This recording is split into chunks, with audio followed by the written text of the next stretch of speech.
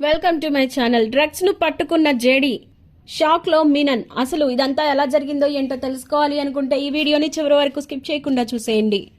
ఇక జేడీ కేడీలు ఇద్దరూ కూడా ఈ డ్రగ్స్ మనకి సిటీలో నుంచి ఎటువైపు నుంచి వస్తున్నాయో ఖచ్చితంగా తెలుసుకోవాలి. కేడీ, మనకి అభిమన్యు చెప్పిన ఇన్ఫర్మేషన్ ప్రకారం చూస్తే ఖచ్చితంగా మనకి పటాన్ చెరు ఇంకా ఉప్పల్ మీదుగా ఈ రెండు రూట్ల నుంచి వస్తుంది.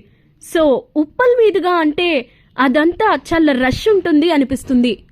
పైగా డే టైంలో అటువైపు నుంచి డ్రగ్స్ ని అంత ఈజీగా తీసుకురావడం చాలా కష్టం కేదార్.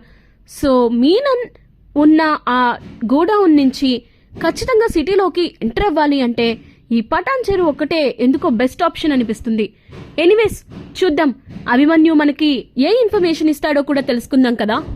కన్ఫర్మ్ గా మనం అనుకున్నట్లుగా పటాన్ చెరు నుంచి వస్తే ఖచ్చితంగా అక్కడ మన టీంని అలర్ట్ చేయి. ఎనీవేస్ మనం ఉప్పల్ దగ్గర కూడా టీంని అలర్ట్ చేసుకోవాలి అని చెప్పేసి మాట్లాడుకుంటూ ఉంటారు. ఇక ఆ తర్వాత అభిమన్యు ఈవినింగ్ ఫోన్ చేస్తాడు. మేడం, నాకు తెలిసిన ఇన్ఫర్మేషన్ ప్రకారం ఖచ్చితంగా పటాన్ చెరువు నుంచి ఆ మాల్ని సిటీలోకి ఎంటర్ తీసుకెళ్తున్నారు, కాబట్టి మీరు అట్ సైడ్ ఎక్కువగా అలర్ట్ చేస్తే బెటర్ ఏమో అని చెప్పి అంటే, ష్యూర్ అభిమన్యు, నువ్వు చెప్పిన ఇన్ఫర్మేషన్ మాకు చాలా బాగా హెల్ప్ అవుతుంది. నేను ఈ రోజే ఆ డ్రగ్స్ ని ఖచ్చితంగా ఎట్టి పరిస్థితుల్లోనూ ఇక సిటీలోకి ఎంటర్ అవ్వకుండా కాపాడతాను అని చెప్పి అన్న తర్వాత ఫోన్ పెట్టేసిన తర్వాత వెళ్తారు. ఇంకా టీం అంతా కూడా వెళ్తారు, జేడీ కేడీ అలాగే కిరణ్ వాళ్ళందరూ కూడా. ఇక అప్పుడు ఒక్కొక్క బండిని ఆపి చెక్ చేయడం చేస్తూ ఉండగా ఇంకా చెక్ పోస్ట్ దగ్గర ఏ బండిలోనూ ఏది దొరకదు. ఏంటి కేడీ, ఏంటి జేడీ, ఇది అసలు మనకి ఒక్క బండి కూడా సరిగ్గా ఇదవ్వలేదు.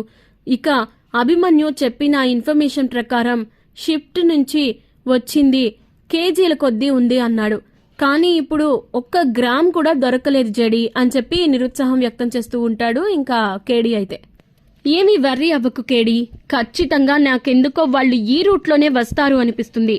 వాళ్ళ అదృష్టం బాగోకపోతే ఖచ్చితంగా మన కంట పడాల్సిందే కదా.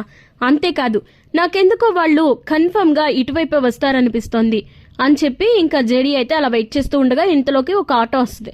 ఆటో వచ్చేసరికి ఆ ఆటోని ఆపుకేడి అని చెప్పేసి అంటది జేడీ. ఆపిన తర్వాత ఇంక అందులో చెక్ చేస్తారు. చెక్ చేస్తూ ఉండగానే ఈ లోపే ఇంకా డ్రైవర్ దిగేసి వచ్చేసి, మేడం అందులో మొత్తం అంతా కూడా చికెన్ వేస్టేజ్ ఉంది మేడం, మేము సిటీ అవుట్స్కట్స్కి తీసుకెళ్ళి ఇది చేస్తున్నాము అని అంటే, ఇక అప్పుడు ఇదేంటి, అవునా చికెన్ వేస్టేనా అని చెప్పేసి లైట్ తీసుకుంటుంది జేడీ. ఇక తీసుకున్న తర్వాత సరే అని చెప్పేసి ఇంక వాళ్ళని సరే అయితే పంపించే కేడి, చికెన్ వేస్టేజే కదా అని చెప్పేసి అంటూ ఉంటే, ఇక అప్పుడు కొంచెం దూరం వెళ్ళంగానే మళ్ళీ జేడీకి డౌట్ వచ్చి, ఒక్క నిమిషం కేడి ఆ ఆటోని ఆపించు అని చెప్పేసి అంటూ ఉంటే, ఆటోని ఆపించాలా, ఏమైంది జేడీ, ఎందుకు ఆపించమంటున్నావు అని చెప్పి అనేసరికి, అది కాదు, వాళ్ళు నిజంగానే అదంతా చికెన్ వేస్టేజ్ అయి ఉంటే ఫస్ట్ ఆఫ్ ఆల్ డ్రైవర్ కూడా దిగి మనకి ఎక్స్ప్లెనేషన్ ఇవ్వాల్సిన అవసరం లేదు కదా, ఎందుకంటే అదంతా చికెన్ వేస్టేజ్. అలాంటప్పుడు మనకి ఎందుకు ఎక్స్ప్లెనేషన్ ఇచ్చాడు, ఎందుకంత కంగారు పడ్డాడు? అండ్ వన్ మోర్ థింగ్, నిజంగా చికెన్ వేస్ట్ అయితే సిటీలో నుంచి అవుట్స్కట్స్ లోకి తీసుకెళ్లాలి గానీ అవుట్స్కట్స్ నుంచి సిటీలోకి తీసుకెళ్లడం ఏంటి?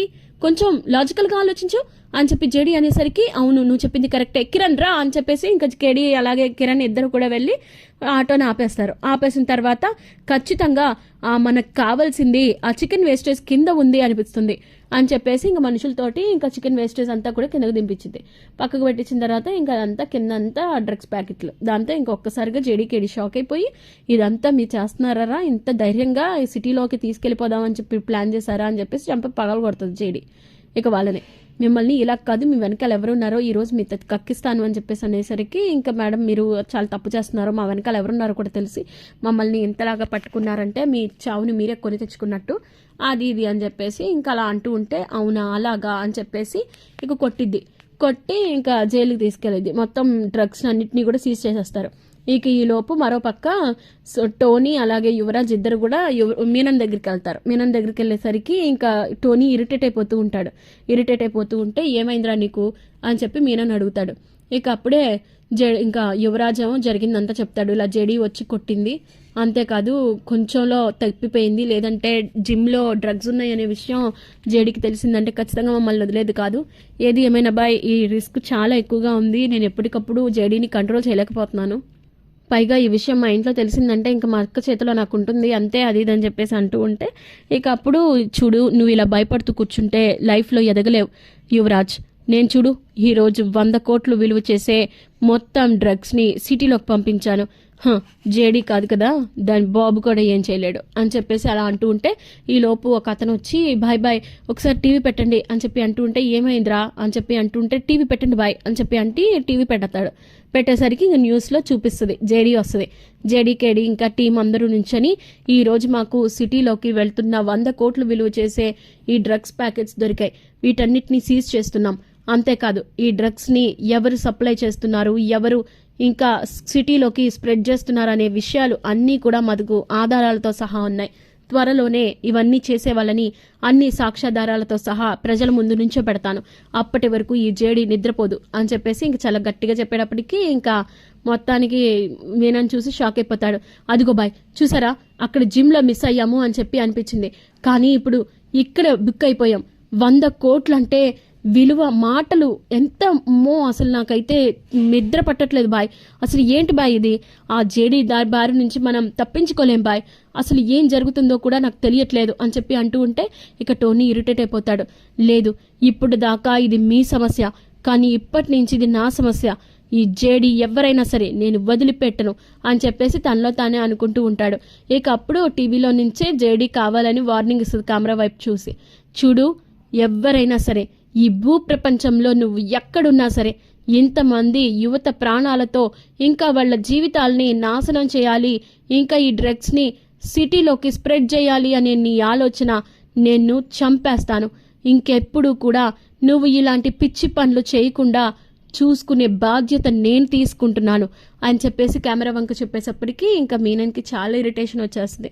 దాంతో ఇంకా మీనన్ అయితే కొంచెం బాగా ఇరిటేట్ అయిపోయి ఇంక షాక్లో ఉంటాడు.